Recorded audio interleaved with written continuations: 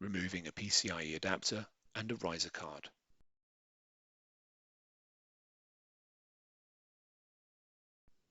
Remove the top cover. Loosen the screw and lift up the riser assembly to remove it.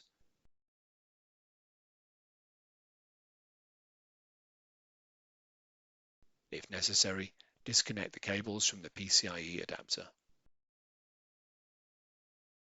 Press the retainer clip and open the retention latch.